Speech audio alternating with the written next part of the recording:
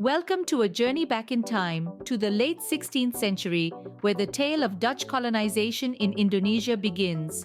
This tale, filled with power struggles, cultural exchanges, and resistance, is one that has shaped the nation we know today as Indonesia. Picture this: it's the year 1595. The Dutch, in their quest for spices and wealth, set their sights on the archipelago we now know as Indonesia. The Dutch East India Company, or VOC, was established, marking the dawn of Dutch colonization in the region.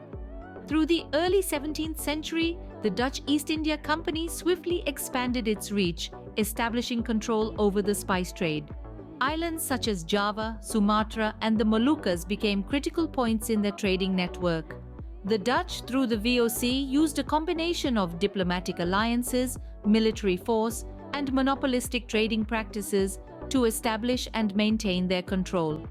Fast forward to the early 19th century, the VOC had gone bankrupt and the Dutch government took over. This period, known as the Dutch East Indies, saw the implementation of the cultivation system, a policy that compelled Indonesian farmers to cultivate export crops. This system, while economically beneficial for the Dutch, resulted in widespread poverty and hardship for the Indonesians. Come the 20th century, calls for independence were growing louder. The Indonesian National Revolution, sparked at the end of World War II, marked the beginning of the end for Dutch rule. Despite attempts to re-establish control, the Dutch finally recognized Indonesian independence in 1949. In summary, the Dutch colonization of Indonesia, spanning over 300 years, was a period marked by exploitation and struggle, but also resilience and resistance. Beginning with the establishment of the VOC in the late 16th century, the Dutch sought to control the lucrative spice trade.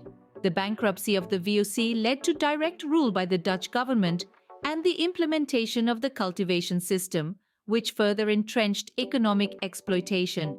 The growing calls for independence in the 20th century culminated in the Indonesian National Revolution and the eventual recognition of Indonesian independence by the Dutch in 1949. This journey through time offers more than just historical facts. It provides insights into the complexities of colonization and the enduring spirit of a people determined to reclaim their sovereignty. It is a testament to Indonesia's rich history and resilient spirit. It is a story, above all, of a nation's journey to freedom.